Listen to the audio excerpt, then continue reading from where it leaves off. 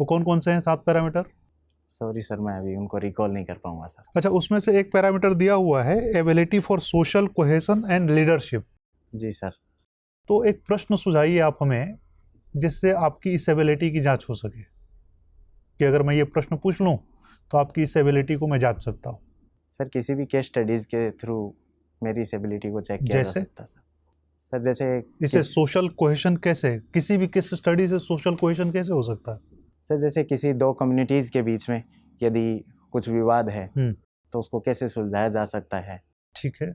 और लीडरशिप कैसे इससे जांच होगी? लीडरशिप सर, जब भी किसी कम्युनिटीज़ के बीच में विवाद होता है सर, तो वहाँ पे सर किसी को इनिशिएटिव लेना पड़ता है, लीडर को आगे आना पड़ता है, दोनों ग्रुप को सर समझाना पड़ता है, तो वहाँ से सर लीडरशिप की जो क्वालिटी है वो भी चेक हो सकती है सर। आपने एंथ्रोपोलॉजी भी पढ़ा है? जी सर। आईआईटी कानपुर की एक स्टडी बताती है कि सिंधु घाटी सभ्यता का पतन सूखे के कारण हुआ था। जी सर। कैसे हो गया होगा सूखे के कारण? मैं सूखे का कारण जानना नहीं चाह रहा हूँ, सूखे की वजह से सभ्यता का पतन कैसे हुआ होगा? जी सर, जो सिंधु घाटी सभ्यता है सर, वो सर रिवर्स के अलोंग थी सर, तो उनका जो मेजर सोर्स ऑफ वाटर था वो सर रिवर रहा होगा। ठीक है। सर ड्रॉट होने की वजह से सर पानी की कमी हो गई होगी, सबसे पहला कारण।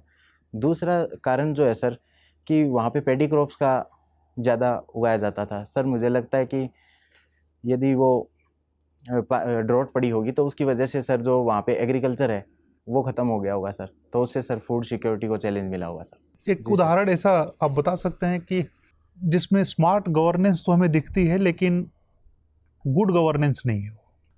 कुछ एग्जाम्पल से बात स्पष्ट कीजिए, और एक एग्जाम्पल ऐसा दीजिए जो स्मार्ट नहीं है लेकिन गुड गवर्नेंस का उदाहरण हो। जी सर, मैं इस विषय पे थोड़ा विचार करना चाहूँगा सर। सबसे पहला एग्जाम्पल सर जो स्मार्ट गवर्नेंस का है सर, लेकिन वो गुड गवर्नेंस का नहीं है, उसमें सर जो अभी माइग्रेंट क्राइसिस हुआ था सर, उसका सर उस समय ट्रेन को अलाउ किया गया था माइग्रेंट वर्कर के लिए सर। उनमें सर अलाउ करने के लिए सर उनको ऑनलाइन जो टिकट बुकिंग करनी थी वो सर स्मार्ट सॉल्यूशन था, लेकिन सर मुझे लगता है कि गुड सॉल्यूशन नहीं, गुड गवर्नेंस का एग्जाम्पल नहीं था, क्योंकि वर्कर सर हाँ ठीक है, दूसरा एग्जाम्पल नहीं कर पाते थे। दूसरा एग्जाम्पल बताइए। दूसरा एग्जाम्पल सर गुड गवर्नेंस का एग्जाम्पल है सर कि जो रात्रि चौपाल वगैरह लगते हैं सर, जिसमें सर जो प्रशासक है वो गांव में जा के सर चीज़ों को जो भी प्रॉब्लम है रूरल एरिया की उनको सोल्व करने की कोशिश करता है। तो ये एक स्मार्ट नहीं है सर, ये काफ़ी टाइम कंज्यूमिंग और कॉस्ट कंज्यूमिंग एफर्ट है, लेकिन ये गुड गवर्नेंस का एग्जाम्पल ज़रूर है सर। बहुत बढ़िया गौरव सर। यस गौरव। जी सर। गौरव, आपने जिस यूनिवर्सिटी से मास्टर्स किया है क्या नाम है उसका? सर महाराजा गंगा सिंह यूनिवर्सिटी। मैं मान के चलता हूँ महाराजा गंगा सिंह किसी रियासत के राजा रहे होंगे? जी सर। किस रियासत के? सर बीकानेर के राजा रहे थे। ठीक है, अब तो भारत आज़ाद हो चुका है। जी सर। आपको क्या लगता है कि अभी भी यूनिवर्सिटीज़ के नाम महाराजाओं के नाम पे रखे जाने चाहिए या उन्हें बदल देना चाहिए? खासतौर से तब जब यूनिवर्सिटीज़ या जो विश्वविद्यालय हैं वो वैश्विक शैक्षिक परिदृश्य को प्रमोट करने के लिए एक बहुत बेहतरीन उपक्रम है। सर जो विश्वविद्यालय का नाम है सर वो आज के समय उसकी हेरिटेज बन गया है सर। तो सर जो हेरिटेज है उस विश्वविद्यालय की पहचान है सर, उसमें सर अभी चेंज नहीं करना चाहिए। और सर दूसरा सर जो महाराजा गंगा सिंह थे उनका सर जो सोसाइटी के अंदर सर कंट्रीब्यूशन था वो काफ़ी ज़्यादा था सर, तो इसलिए सर मुझे बताएं राजस्थान में ऐसी किसी यूनिवर्सिटी का नाम जो कि किसी महिला के नाम पे रखा गया हो? भारत की किसी यूनिवर्सिटी का नाम जो महिला के नाम से शुरू होता हो? Sir Indira Gandhi national open university sir. Open university कोई रेगुलर यूनिवर्सिटी है? भारत की ऐसी कोई यूनिवर्सिटी जिसका नाम किसी ट्राइबल वेमेन के नाम पे रखा गया हो? सॉरी सर, क्या उनका योगदान भारत राष्ट्र के विकास में नहीं रहा होगा? जी सर ज़रूर रहा होगा, और सर यूनिवर्सिटीज़ के नाम भी दिए होंगे सर। मैं अभी इस पॉइंट ऑफ टाइम पे मैं उनको रिकॉल नहीं कर पा रहा हूँ सर। कोई बात नहीं, आपने तो लोहिया कॉलेज से मास्टर्स किया है शायद उसी यूनिवर्सिटी के अंतर्गत। मुझे बताएं कि राम मनोहर लोहिया की जो पॉलिटिकल सोशियोलॉजी थी, राजनीतिक समाजशास्त्र था विषय आपका, आपने सोशियोलॉजी भी पढ़ा है। जी सर। वहाँ पे कास्ट, क्लास, जेंडर और लैंग्वेज, ये इनकी जो इंटरसेक्शनैलिटी है उनके विचारों में कहाँ पाई जाती है? सर राम मनोहर लोहिया दे उनका सर समाजवाद था सर। उनके समाजवाद को सर गांधी के जो विचारों से गांधी का समाजवाद नहीं, caste, class, gender and language के कॉन्टेक्स्ट में लोहिया क्या विचार प्रस्तुत करते हैं? जी सर, लैंग्वेज के कॉन्टेक्स्ट में सर जो लोहिया जी थे वो हिंदी भाषा को भारत की राष्ट्रभाषा बनाने के सर ठीक है। समर्थक थे, ताकि सोसाइटी में यूनिटी आ सके सर। दूसरा सर, कास्ट के प्रति सर उनके आइडियाज़ काफ़ी रेडिकल थे और वो कास्ट को सर जड़ से ख़त्म करना चाहते थे। क्या उपाय बताया उन्होंने? सर मैं अभी सर उसको रिकॉल नहीं कर पा रहा आगे हूँ चलते सर। हैं। जी सर। जेंडर के बारे में? सर जेंडर सर मेनली उनका सर डायरेक्ट कोई जेंडर के लिए रिलेटिव आइडिया नहीं था, लेकिन उन्होंने बताया था कि जो वुमेन है उनका सर जो लेबर में एक्सप्लॉयटेशन हो रहा है तो उनको इक्वल अधिकार मिलने चाहिए सर। आइडिया नहीं था या परिचित नहीं है? सर ये मैं ठीक है। इसमें कंफर्म नहीं हूँ सर। तो मुझे बताएं कि उन्होंने सप्त क्रांति का नारा दिया। जी सर। सप्त क्रांति ये कौन कौन सी हैं?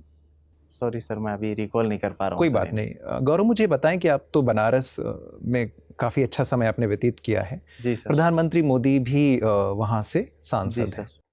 सांसद आदर्श ग्राम योजना में प्रधानमंत्री जी ने किन गांवों को गोद लिया है? सॉरी सर, मैं इस विषय के बारे में भी अवेयर नहीं हूँ सर। इस स्कीम का क्या उद्देश्य है? जी सर, इस स्कीम का जो मुख्य उद्देश्य है सर कि जो किसी भी कंस्टिट्यूएंसी के अंदर हर साल में एक गांव को आदर्श गांव के रूप में डेवलप करना है, वहाँ का जो रूरल इंफ्रास्ट्रक्चर है उसको डेवलप करना है। क्या ताकि गवर्नमेंट ऑफ इंडिया के पास ऐसा कोई डेटा है जो ये बताता हो कि इन पिछले लोकसभा में कितने गांवों का विकास इस योजना के अंतर्गत हो गया हो? सॉरी सर, इसके बारे में मैं अवेयर नहीं हूँ सर। कोई बात नहीं, मुझे बताएं कॉफ़ी क्लब क्या है?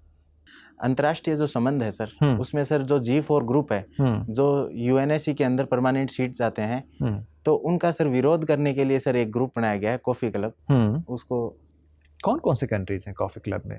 सर कॉफ़ी क्लब में मैक्सिको है, पाकिस्तान है, साउथ कोरिया है, न्यूजीलैंड है, ये अर्जेंटीना है, ये सर मेन कंट्रीज हैं इसमें सर जो विरोध करती हैं G4 का। ठीक है। भारत, मेरा अंतिम प्रश्न आपसे ये है कि भारत जब संयुक्त राष्ट्र सुरक्षा परिषद की चेयरमैनशिप कर रहा है 1 महीने के लिए, जी सर, उसके सामने कौन से 3 प्रमुख लक्ष्य हैं? पहला लक्ष्य है सर भारत को टेररिज्म के खिलाफ सर जो हमने डेफिनेशन का सर वो प्रपोजल दिया था सर उसको रखना चाहिए। दूसरा सर जो अफ़गानिस्तान का इशू है सर उसमें सर जो ग्लोबल पावर्स हैं उनको सर कुछ इंटरवीन करना चाहिए क्योंकि वहाँ पे ह्यूमन राइट वायलेशन हो रहा है ज़्यादा। सर तीसरा जो इशू है सर उसमें सर कोरोना वैक्सीन से रिलेटेड सर जो IPR के ये जो आप बता रहे हैं ऑब्जेक्टिव्स जो बता रहे हैं वो आप अपने अनुसार बता रहे हैं या भारत की घोषित नीति कुछ इससे अलग है? आपने पढ़ा है कहीं? जी सर, मैंने जो मेन 4 पढ़े थे सर अच्छा, उसमें से सर 3 मैंने बताए हैं सर। ठीक है, अच्छी बात सर। गौरव जी, आप कबड्डी खेलते हैं? जी सर। कबड्डी ओलंपिक्स में है? नहीं सर। अच्छा, क्रिकेट भी खेलते हैं? जी सर। वो ओलंपिक्स में है? नहीं सर। बताइए, इंडियंस ज़्यादातर गेम ऐसे खेल रहे हैं जो ओलंपिक्स में नहीं। अच्छा, वैसे ओलंपिक्स में खराब परफॉर्मेंस का कारण क्या है इंडिया के, आप क्या समझते हैं? जी सर, जो ओलंपिक्स के अंदर भारत की जो परफॉर्मेंस रही है सर उसके जो मैं कुछ मुख्य 5 कारण जो सर मैं बताना चाहूँगा सर। प्लीज़। उसमें सर सबसे पहला है जो हमारा सोशल एटीट्यूड है गेम्स के लिए, तो सर वो अप्रोप्रिएट नहीं है सर। दूसरा सर मैं जो कारण बताना चाहूँगा सर जो हमारे पास इंफ्रास्ट्रक्चर है ट्रेनिंग के लिए जो ग्राउंड है इंफ्रास्ट्रक्चर। हाँ। तीसरा जो मैं कारण बताना चाहूँगा सर कि जो प्लेयर्स को इंसेंटिव नहीं है, कैरियर की लेंथ काफ़ी छोटी होती है और उनको प्रॉपर इंसेंटिव नहीं मिल पाता है सर। चौथा मैं सर जो कारण बताना चाहूँगा सर जो हमारा इंटरनेशनल कोलिब्रेशन है प्लेयर एक्सचेंज का, कोच एक्सचेंज का, वो सर काफ़ी कमज़ोर है। पांचवा मैं बताना चाहूँगा सर कि जो मुख्य हमारा फोकस रहता है सर वो क्रिकेट जैसे गेम पे या फिर दूसरे गेम पे रहता है जहाँ की एक्वाटिक्स में सर जैसे 48 मेडल हैं, जिम्नास्टिक में 36 मेडल हैं, वैसे गेम को हम पूरी तरीके से इग्नोर कर देते हैं। तो ये हमारी परफॉर्मेंस के कुछ मुख्य 5 कारण हैं। सोशल एटीट्यूड आपने कहा, इसका क्या मतलब होता है? जैसे गेम्स के प्रति सोशल एटीट्यूड? जी सर, जैसे लोकल कहावत है कि पढ़ोगे लिखोगे तो बनोगे नवाब, खेलोगे कूदोगे तो बनोगे खराब। तो इसमें सर दिखाया जाता है कि लोगों को सबसे पहले सर जो अपनी आजीविका सिक्योर करने के लिए सर पढ़ाई के ऊपर ज़्यादा फोकस करने को बोला जाता है। तो ये सर सोशल एटीट्यूड है कि जिसमें स्पोर्ट्स को सर कम प्रमोट किया जाता है सोसाइटी के द्वारा ही सर। ओके, आपने सोशियोलॉजी में एमए किया है, उसके बाद एंथ्रोपोलॉजी ले लिया? जी सर। ठीक, तो और राजस्थान से आप बिलोंग करते हैं? जी सर। एनसीआरबी का जो लेटेस्ट डेटा है उसके अनुसार अगर हम रेप केसेस में स्पेशली देखें तो राजस्थान टॉप पे है। जी। पैट्रियार्की के अलावा क्या कुछ स्पेसिफिक कारण है, मतलब कुछ ऐसे स्पेसिफिक कारण जैसे समझिए कि जेंडर डिस्क्रिमिनेशन पूरे इंडिया में प्रिवेल कर रहा है, तो राजस्थान में भी कर रहा है, लेकिन राजस्थान में क्या स्पेसिफिक कारण है, कुछ बता सकते हैं आप, जो अदर स्टेट से अलग हो, जो राजस्थान का स्पेसिफिक हो? क्यों इतने रेप केसेस वहाँ सब टॉप पे क्यों है? जी सर, जो इसके जो मैं मुख्य कारण समझता हूँ सर, जो पूरे भारत से सर राजस्थान की सिचुएशन एक टिपिकली रूप से अलग इसलिए है सर, राजस्थान एक प्रिंसली स्टेट रहा था सर, तो वहाँ पे सर 13 गुलामी सहन की थी लोगों ने, तो वहाँ पे सर कोई सोशल रिफॉर्म मूवमेंट नहीं हुए थे। दूसरी तरफ भारत में देखा जाए तो सर 1800 के बाद से सोशल रिफॉर्म मूवमेंट स्टार्ट हो गए थे, तो राजस्थान में सर किसी प्रकार की सोशल रिफॉर्म मूवमेंट मेजर हुई नहीं सर पहले। दूसरा सर इम्पोर्टेंट कारण है सर कि वहाँ पे जो जियोग्राफिक और जो क्लाइमेटिक कंडीशन काफ़ी हार्ड है सर, तो लोगों को सर जो अपना मोस्ट ऑफ द टाइम है सर वो अपनी आजीविका अर्जन करने में ही सर लग जाता है। तो उसके बाद सर जो सामाजिक जो रिफॉर्म्स, जो सोशल रिफॉर्म्स लाने हैं उसके लिए सर वो उतना एफर्ट नहीं डालते। और तीसरा सर जो मैं मुख्य कारण समझता हूँ, जो पेट्रियार्की के जो प्रिजुडिसेस हैं, जो हम महिलाओं के लिए 4 प्रिजुडिस रखते हैं कि वो वीकर हैं, इमोशनल हैं, रेशनल नहीं है। बहुत बढ़िया। एंथ्रोपोलॉजी आपका ऑप्शनल है। जी सर। लॉन्गी मैन के बारे में सुना है क्या? Longi man, dragon man? जी सर। क्या है बताइए। सर ये कुछ फॉसिल्स के नाम हैं जो सर चाइना के अंदर मिले थे, जहाँ तक मैं रिकॉल कर पा रहा हूँ। ठीक है, ठीक है, thank you Gaurav ji, thank you. Gaurav ji ma'am, मुझे ये बताइए कि भारत की अर्थव्यवस्था के सामने सबसे बड़ी 3 चुनौतियां इस वक्त क्या हैं? जी मैम, जो मुख्य 3 जो चुनौतियां हैं जो मैं अभी रिकॉल कर पा रहा हूँ सर, मैम सबसे पहली जो चुनौती है जो एनपीए बढ़ रहा है वापस बैंकों का, ठीक वो है। दूसरी जो है मैम कि जो हमारा मैन्युफैक्चरिंग सेक्टर है जो पहले से कमज़ोर था, वो मैम की लॉकडाउन की वजह से काफ़ी ज़्यादा कमज़ोर हो गया। तीसरी जो मैम मैं समझता हूँ जो इनफॉर्मलाइजेशन ऑफ इकोनॉमी है सर, मैम जो उसका सुधार नहीं हो पा रहा है अभी भी मैम। ठीक है। गौरव, आपने राजभाषा के संदर्भ में कुछ काम किया है। जी मैम। गौरव, क्या आपको लगता है कि आज के ज़माने में अंग्रेज़ी आना आवश्यक है? जी मैम, अंग्रेजी एक ग्लोबल लैंग्वेज है और इसमें एम्प्लॉयमेंट अपॉर्चुनिटी सबसे ज़्यादा हैं, तो इसलिए मैम कि अंग्रेजी एक आवश्यक भाषा बन चुकी है आज के। क्यों जर्मन्स, चाइनीज़ ये तो अंग्रेज़ी नहीं सीखते हैं, ऐसा क्यों है कि भारत में ही अंग्रेज़ी को इतनी महत्वता दी जाती है? जी मैम, उसके जो 2 या 3 प्रमुख कारण हैं। पहला तो मैम कि हम ब्रिटिशर्स की कॉलोनी रहे थे, तो उन्होंने इंग्लिश को जो प्रमोट करना स्टार्ट किया था 1800 के बाद मैम, जो 1813 के एक्ट के बाद, तो उसके बाद से मैम हमारे यहाँ इंग्लिश का प्रचलन एक तो बढ़ गया। दूसरा मैम कि जो यूएस की हेजेमनी थी, जिसमें उसकी कल्चरल हेजेमनी का एक पार्ट था कि जो उसकी इंग्लिश लैंग्वेज है उसको डेवलप किया जाए, तो उसका मैम हम हुए। तीसरा जो हमारे ग्लोबलाइजेशन और एलपीजी रिफॉर्म है, उसके बाद सर बाहर से जो एमएनसीज आई हैं और जो एम्प्लॉयमेंट अपॉर्चुनिटीज़ क्रिएट हुई, वो मैम इंग्लिश लैंग्वेज में हुई थी। अगर मैं आपको एक चॉइस दूं कि आप 2 लोग हैं जिन्हें आप हायर कर सकते हैं, एक जिसे सिर्फ हिंदी आती है लेकिन बहुत अच्छे से हिंदी आती है, काम में भी सक्षम है, दूसरा जिन्हें हिंदी अंग्रेजी दोनों आती है लेकिन काम में ठीक ठाक है, आप किसका चुनाव करेंगे? मैम जो मेरा जिस प्रोफेशन के लिए मैं जो सिलेक्शन कर रहा हूँ उसके लिए जो अप्रोप्रिएट नॉलेज है, जो क्षमता है जिसमें भी है मैम, इररेस्पेक्टिव ऑफ उसको कौन सी नॉलेज आती है, मैं उसी को सिलेक्ट करूँगा मैम। चलिए ठीक है। आपके पिताजी शिक्षक हैं। जी मैम। मुझे ये बताइए, क्या ग्रामीण और शहरी बच्चों की शिक्षा प्रणाली में कुछ अंतर होना चाहिए या दोनों को सेम तरह की शिक्षा मिलनी चाहिए? जी मैम, जो रूरल सेटअप है वो जो एजुकेशन का काफ़ी अलग है और उनका जो आउटकम भी काफ़ी अलग है, तो उनके लिए अलग अलग स्ट्रेटेजी होनी चाहिए मैम। क्या अलग होना चाहिए? जी मैम, जो मुख्य जो 4 बातें मैं सोच पा रहा हूँ जो अलग होनी चाहिए मैम। जो शहरी बच्चे हैं उनके पास सारा इंफ्रास्ट्रक्चर अच्छा होता है, तो मैम जो ग्रामीण इलाके हैं उनके हमें इंफ्रास्ट्रक्चर डेवलप करने की कोशिश करनी चाहिए, जैसे कंप्यूटर लैब है, जो एक्सपेरिमेंट के लिए जो केमिस्ट्री लैब, बायोलॉजी लैब है, उनको मैम डेवलप करना चाहिए। दूसरा मैम कि जो ग्रामीण क्षेत्र में मैम कि जो एसेसरीज़ हैं, जैसे बुक्स वगैरह हैं, जो ड्रेसेस वगैरह हैं, उनके ऊपर भी फोकस करना चाहिए मैम। तीसरा मैम कि जो मिड डे मील स्कीम चलती है मैम, जो मैम अर्बन एरिया में उसकी ज़रूरत कम महसूस होती है लेकिन ग्रामीण एरिया के अंदर उसकी ज़रूरत ज़्यादा महसूस होती है, तो उसके ऊपर फोकस करना चाहिए। चौथा मैम कि जो स्किल डेवलपमेंट करना है मैम, तो उसका रूरल एरिया के अंदर हमें वोकेशनल ट्रेनिंग वगैरह मैम प्रोवाइड करवानी चाहिए मैम। ठीक है, मेरा आखिरी सवाल आपसे ये रहेगा कि राजस्थान में एक कंट्रोवर्सी चल रही है, टॉर्न जीन्स और घूंघट। अगर आपको दोनों में से एक का चुनाव करना हो तो आप क्या चुनेंगे, घूंघट चुनेंगे या टॉर्न जीन्स चुनेंगे? मैम मैं इस पे मैम जो इंडिविजुअल की चॉइस है कि उसका मतलब कि क्लोथिंग पैटर्न कैसा होना चाहिए। क्यों तो आपको नहीं लगता कि घूंघट प्रगतिशील महिलाओं के लिए सही नहीं है? जी मैम, जो घूंघट की प्रथा है मैम वो समाज के बहुत खिलाफ है। मैं तो आप घूंघट के खिलाफ हैं लेकिन टॉर्न जीन्स के फेवर में भी नहीं है। मैम वो इंडिविजुअल की चॉइस है मैम कि वो किस क्लोथिंग पैटर्न को फॉलो करना चाहता है, तो हमें किसी पे थोपना नहीं चाहिए मैम। पर घूंघट की प्रथा खत्म होनी चाहिए, नहीं होनी चाहिए? जी मैम, ज़रूर होनी चाहिए मैम। तो फिर हमारे कल्चर का क्या? मैम जो कल्चर है मैम, वो जो यदि हम सोसाइटी में देखें, बहुत सारी सोशल इंस्टीट्यूशंस हैं मैम, तो वो एक साथ एक हारमोनी में एग्जिस्ट करती हैं। जिस समय ज़रूरत थी घूंघट की मैम, कि जो मेडिवल टाइम था उस समय जो बाहरी आक्रांता आते थे इसलिए घूंघट की ज़रूरत पड़ी थी, उसका उस टाइम पे कुछ फंक्शन था। आज वो एक डिसफंक्शन बन चुका है, तो उसको हमारे कल्चर और सोसाइटी से बाहर निकलना चाहिए मैम। धन्यवाद Gaurav. Thank you ma'am. Gaurav, घूंघट प्रथा मध्य एशिया में भी है, मिडिल ईस्ट में, अरब में, इराक में। क्या इसका वहाँ के स्थानीय भूगोल से कोई संबंध है? जी सर, जहाँ तक मैं समझ पा रहा हूँ सर जो वहाँ पे सर मिडिल ईस्ट में सर जो ट्रॉपिकल हैं और वो डेजर्ट एरिया है और काफ़ी ज़्यादा सनलाइट आती है सर, तो स्किन को बचाने के जो फेस क्या स्किन घूंघट प्रथा पुरुषों में भी है?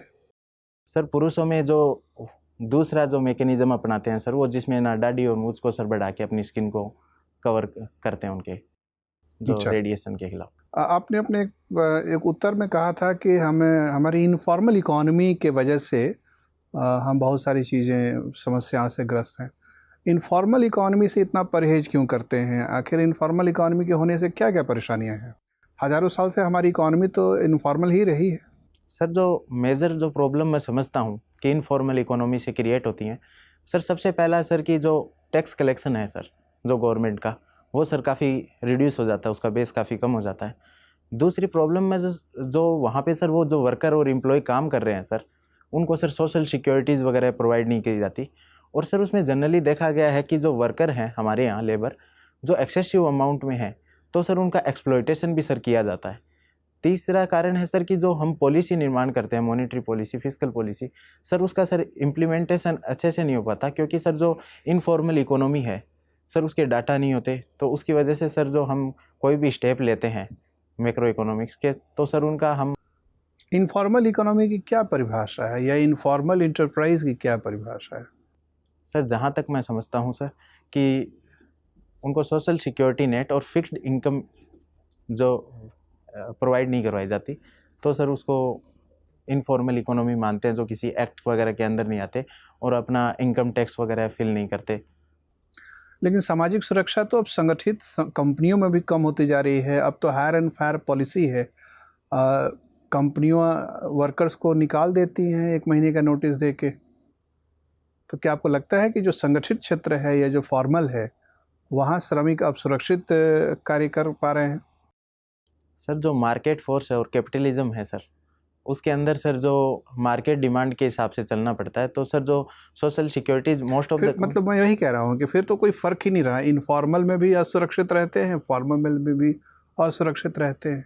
सर फॉर्मल इकोनॉमी में सर जो एक्सप्लॉयटेशन है लेबर का सर उतना नहीं है जितना सर इनफॉर्मल इकोनॉमी के अंदर है, क्योंकि सर उसको गवर्नमेंट किसी तरीके से रेगुलेट नहीं कर सकती इनफॉर्मल इकोनॉमी को।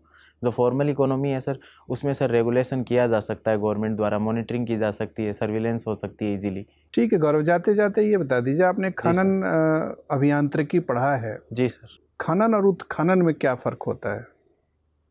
Mining and enquiring. माइनिंग एक शब्द, एक क्रिया है, क्वायरिंग एक दूसरी क्रिया होती है। सर जहाँ तक मुझे इस विषय के बारे में ज्ञात है, क्वेरिंग सर जब भी किसी भी जगह पे हम एक्सप्लॉयटेशन करने के लिए एक्टिविटी स्टार्ट करते हैं, जब आवर बर्डन को हटाते हैं और जो भी प्लान करते हैं, उसके बाद अंदर मिनरल को एक्सट्रैक्ट करते हैं, उस पूरी प्रोसेस को सर क्वेरिंग बोलते हैं। और माइनिंग सर जब हम जो और है या जो भी उसकी कोल सीम है उसको जब एक्सट्रैक्ट करते हैं, उसको सर माइनिंग एक्टिविटीज़ में इंक्लूड किया जाता है सर। ये आप अनुमान विधि के आधार पर आपने बताया कि आपको पक्का पता है? जी सर, मैं गेस कर रहा हूँ इस विषय में। ठीक है गौरव, आपसे बातचीत करके अच्छा लगा। आपका इंटरव्यू हो गया, आप जा सकते हैं। जी sir, thank you sir, thank you.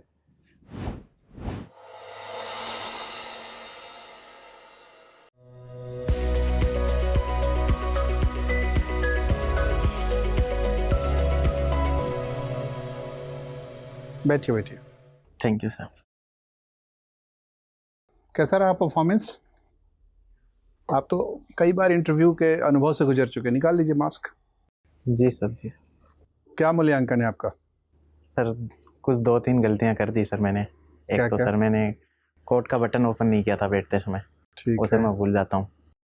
और दूसरा सर जैसे लोहिया जी के बारे में भी मुझे नॉलेज होना चाहिए था, वो भी मैं अच्छे से नहीं बता पाया। सर कुछ कुछ यही प्रॉब्लम नज़र आ रही है सर मुझे। देखिए, आप बड़े ही शानदार कैंडिडेट हैं गौरव, आपने सफलता हासिल कर ही ली है जी और हमें लगता है कि आप यूपीएससी में भी एक शानदार सफलता दर्ज करेंगे। Sir, thank you sir. बहुत अच्छा रहा, वंडरफुल परफॉर्मेंस।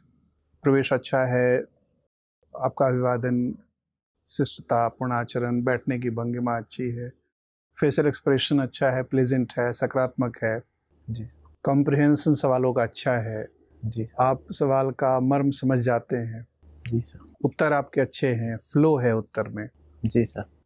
तर्कपूर्ण तरीके से आप और स्पष्ट रूप से आप बताते हैं, लॉजिकल और क्लियर एक्सपोजिशन है, thank you sir. Power of assimilation critical तरीके से है। लगभग जितने पैमाने यूपीएससी ने बताए हैं इंटरव्यू में जांच करने के लिए जी वो सर। है। लेकिन एक आध चीज़ें हैं जो वीडियो 1-2 बार देखिएगा तो आपको खुद महसूस होगा। जी सर। कई बार लगता है कि आप इतने अच्छे हैं, मतलब आपका उत्तर इतना अच्छा है कि वो कभी-कभी बनावटी दिखने लगता है, स्वाभाविक ना होकर वो मैकेनिकल सा दिखने लगता है। सर जैसे कि आपने किसी सवाल के जवाब में कहा कि मैं 5 कारण बताना चाहूँगा, जी सर। तो आपने उसको बताया ऐसे कि मैं पहला कारण बताना चाहूँगा महाशय ये, फिर आपने कहा मैं दूसरा कारण बताना चाहूँगा महाशय ये, जी सर। फिर तीसरा कारण बताना चाहूँगा महाशय ये। तो ये बड़ा बनावटी लग रहा था, मतलब आपने 5 बार ये वाक्य कहा, मैं बताना चाहूँगा। एक बार कह के आप उसको शैली बदल सकते थे कि सर पहला कारण मुझे लगता है ये है, दूसरा कारण ये है, जी सर। क्योंकि वो रिपीटिशन एक ही वाक्यांश का मैं बताना चाहूँगा, मैं बताना चाहूँगा, मैं बताना चाहूँगा, मैं बताना जी सर। जी सर। जी सर। वो थोड़ा सा बनावटी लग रहा था। आप सुनिएगा तो आपको खुद भी अंदाजा होगा। तो वो थोड़ा सा अटपटा लगा, उसको थोड़ा सा कर लीजिए दुरुस्त। जी सर। और जब आप इतने सारे सवालों के अच्छे जवाब देते हैं जी सर। तो बोर्ड की इच्छा होती है कि 1-2 सवालों का जवाब आप न भी दें, जी सर। आप ये कहें कि सर ये मुझे नहीं पता। जी सर। जी सर। जैसे जाते जाते खनन अगर क्लैरिटी नहीं थी जी सर। तो कह देते कि सर पता नहीं, ये बहुत सीधी सी छोटी सी चीज़ है शायद, लेकिन कभी ध्यान नहीं गया। बिल्कुल सर। ये आपको पता है कि बहुत सारे खनिज भारी होते हैं, मेटलिक ओर्स होते हैं, तो ज़मीन में नीचे दबे हुए हैं। जी सर।